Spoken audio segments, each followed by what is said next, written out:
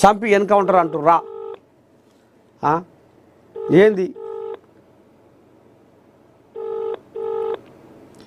పెద్ద మనిషి ఫోన్ చెప్తలేడుగా.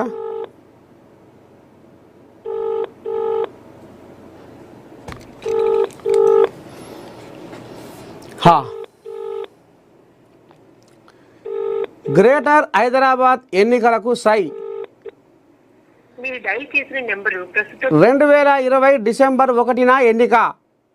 ఫిబ్రవరి 2021లో ఏర్పడ్డ పాలక వర్గం సై అంటున్న పొలిటికల్ పార్టీలు. ముఖ్యమంత్రి వ్యూహంపై సర్వత్రా ఉత్కంఠ. 2 నెలల్లో జిహెచ్ఎంసీ ఎన్నికలు అంటున్న బీఆర్ఎస్. ఇప్పటికే పంచాయతీ ఎన్నికల నగారం మోగించిన సర్కారు.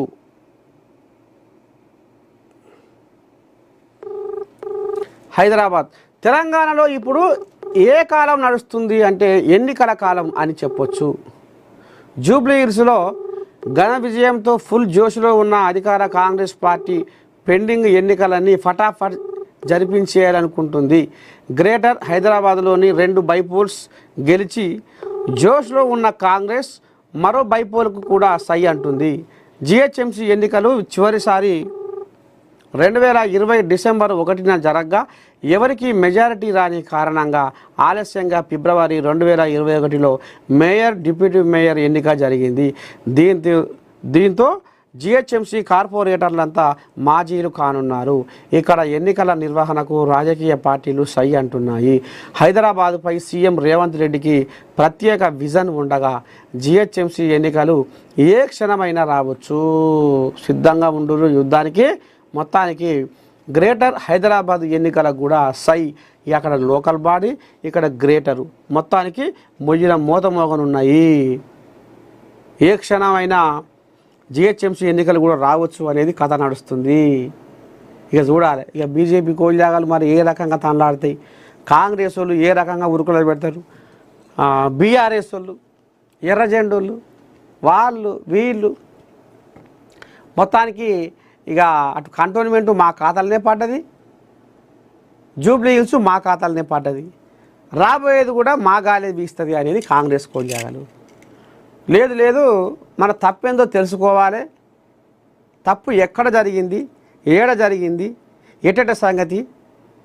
మన ఉప్పు మన పప్పు తిన్న కోళ్ళాగలే మనకు ఎసరు పెట్టియా అనేది కూడా ఇప్పుడు కేటీ రాములు కూడా లోపటంగా చర్చలు పెడుతుండట.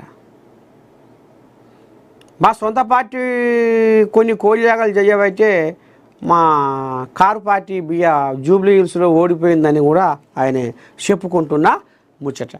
అందుకనే ఇప్పుడు ఇక తొవ్వ పట్టి ఏంది ఏం కదా ఎట్లా మన జనాలను ఎట్లా ఆకర్షించాలి,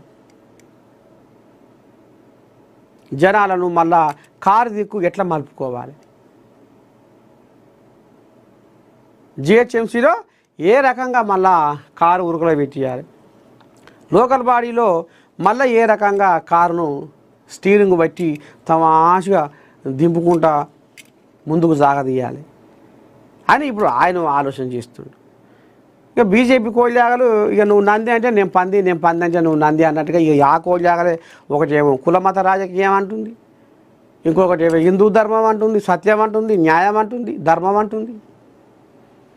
ఇక ఆ కోళ్ళాగలకు పొసగకనే మొన్న జూబ్లీ హిల్స్లో డిపాజిట్ కూడా రాలే. ఈ ఒలిపడేది కోళ్ళాగలన్నీ దాపడేది మీద నువ్వేసినాయి బరువు అంతా. ఏది కిషన్ రెడ్డి. ఇక నువ్వు అది గుంజకపో ఏమైనా చేయి మీదేసుకో మాకు అవసరం లేదన్నట్టుగా జబ్బాలు జారేసినాయి. అదేమో కలపకపోయే గుణం దానికి లేదు. నీ ఇలాకా సికింద్రాబాద్ పార్లమెంటు జూబ్లీ హిల్స్ నీ ఇలాకా ఎట్టట దండాడతావో తండ్లాడు అని ఈ జబ్బాలు జారేస్తే అది నిగ్గి ఈడంగాడ ఒక్కటి ఏమి నిగ్గుతుంది ఏ దాపటెద్దయినా కతిమయ్య అని వరుస పెట్టి సందులు బొందులు గాలిస్తుంటే ఈ ఇరగనుకి ఏముంది అంత కిషన్ రెడ్డి ఆయన మనిషిని పెట్టుకుంటూ ఆయనే నువ్వు ఎట్టట గుంజాల బండి అని ఈ కోయిలాగలు కాడెత్తేస్తే అది ఆఖరికి వస్తారకల్లా డిపాజిట్ కూడా దక్కలేదు. ఇజ్జత్ కాలం వచ్చింది.